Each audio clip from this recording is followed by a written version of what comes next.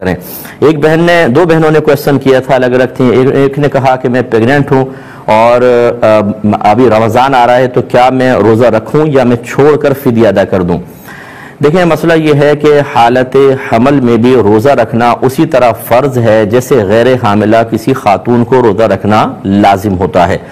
لیکن اس میں یہ ضرور ہے کہ اگر فرض کر لیں کہ آپ کے لیے یہ روزہ نقصان کا باعث بنتا ہے یا بچے کے لیے نقصان کا باعث بنتا ہے، تو پھر آپ کو رعایت ملے گی۔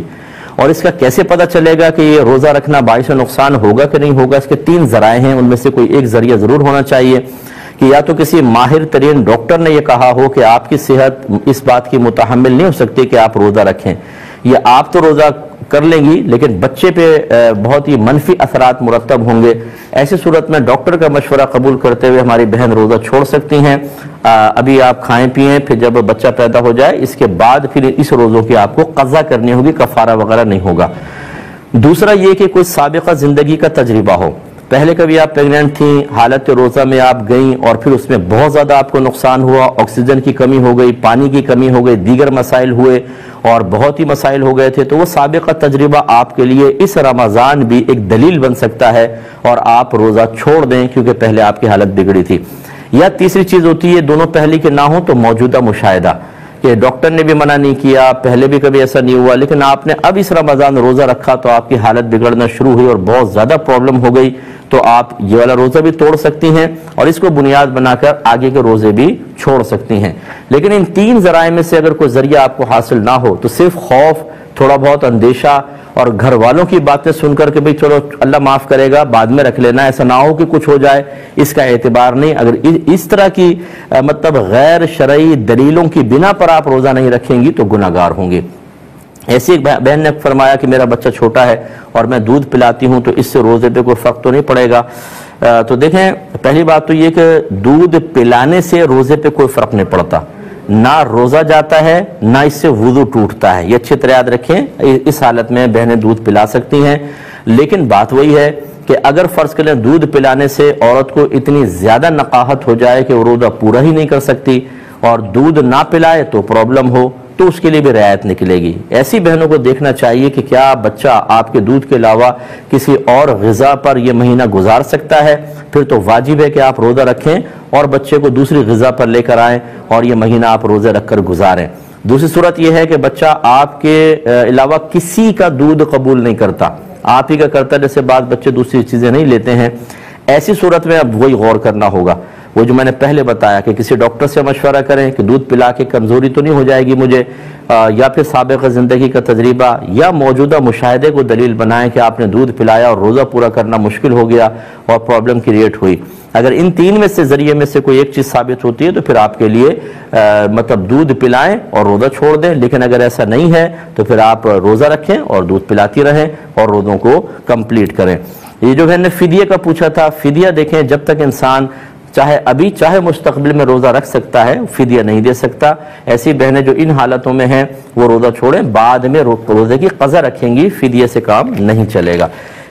بعضوں کے منہ سے دانتوں سے خون وغیرہ نکلتا ہے مسوڑوں سے، اور خصوصاً جب وہ سو کے اٹھتے ہیں تو مسوڑوں سے خون نکلا ہوا ہوتا ہے۔ اس کا حکم شرعی یہ ہے کہ اگر اس بلڈ کا ذائقہ حلق میں محسوس ہوا تو روزہ ٹوٹے گا، اور اگر نکلا ہے لیکن حلق تک نہیں پہنچا تو نہیں ٹوٹے گا۔ ایک ہی انہوں نے پوچھا کہ کیا عورتیں بھی مسواک کر سکتی ہیں؟ فقہاء نے فرمایا کہ عورتوں کے مسوڑے چونکہ کمزور ہوتے ہیں، اس لیے وہ کوشش کریں کہ دوسرے ذرائع استعمال کریں۔ ہاں اگر کوئی پیلو کی مسواک بہت ہی زیادہ نرم مل جائے تو پھر بالکل عورتیں بھی کر سکتی ہیں، اور کم از کم یہ 1 مٹھی کے برابر ہو، چھوٹی اتنی کہ بس وہ پھر بالکل ہاتھ میں نہ آئے تو اس کو چھوڑ دیں، ورنہ پھر سائز چھوٹا ہو جائے تو اس کو حرج نہیں ہے۔ اور اس کا طریقہ یہ ہے کہ اس طرح اس کو 3 انگلیاں جو ہیں یہ اوپر ہوں اور یہ 2 انگوٹھا اور یہ انگلی کے اس میں یہاں پہ یوں پھنس جائے اس طرح، اور پھر اس کو پہلے سیدھی جانب اوپر کی طرف، پھر بائیں جانب اوپر کی طرف، پھر نیچے، پھر ادھر، اور پھر سامنے کر لیں۔ یہ ترتیب مستحب ہے اس طرح کرنا۔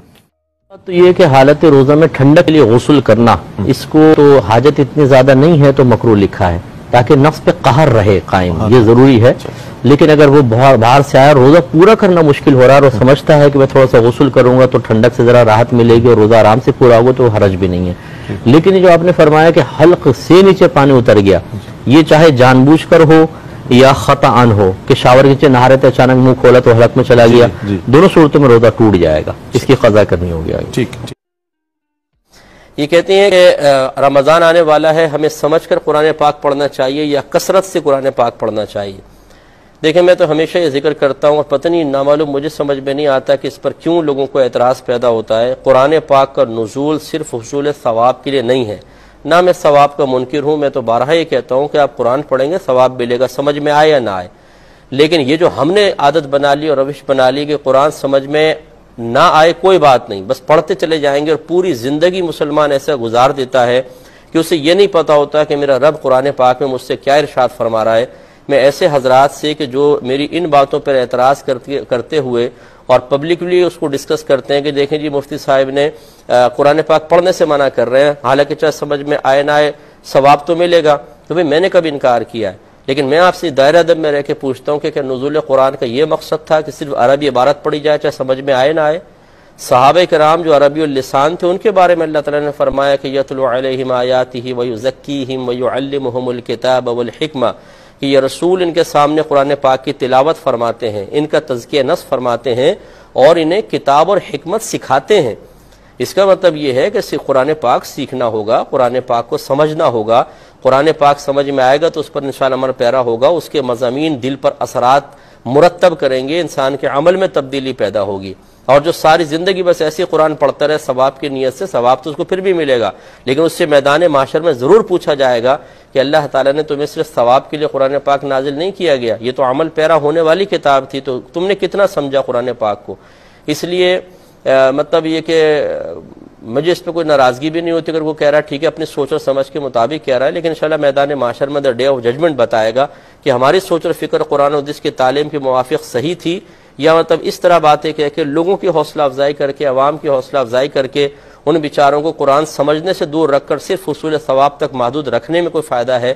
یہ تو پھر اپنی اپنی سوچ کی بات ہوتی ہے، وہ آخرت میں انشاءاللہ پتہ چل جائے گا۔ اس لیے جو ہم سے ہماری سوچ کے مطابق چلنا چاہتے ہیں، اور میں بالکل قرآن و حدیث کے موافق ہی بات کرتا ہوں، کوئی اپنی ذاتی رائے میری یہ نہیں ہے، تو قرآن و حدیث کی تعلیم کا نچوڑ ہے، تو ان سے میری گزارش یہ ہے کہ قرآن سمجھ کے پڑھیں،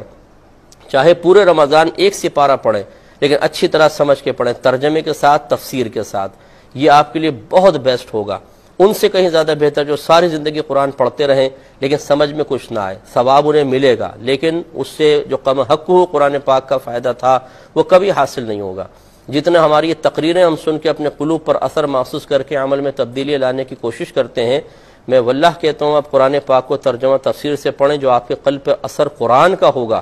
یہ کسی کی تقریر کا نہیں ہو سکتا، اس لیے کہ تقریر ایک عام آدمی کا کلام ہے اور قرآن پاک اللہ تبارک و تعالیٰ کا کلام ہے، اسے جب ہم پڑھتے ہیں تو دل پر بہت زیادہ اثر ہوتا ہے، اور ہر آیت اپنا ایک تقاضا رکھتی ہے، وہ تقاضا کرتی ہے، وہ اسی کو تقاضا محسوس ہوگا، اور تقاضے کے مطابق وہی شخص عمل پیرا ہو سکتا ہے جس نے قرآن پاک کو ترجمہ اور تفسیر کے ساتھ پڑھا ہے۔ اللہ تعالیٰ عمل کی توفیق عطا فرمائے۔ ایک کویسچن کسی بھائی نے کہا تھا کہ ترجمہ قرآن کون سا پڑھا جائے؟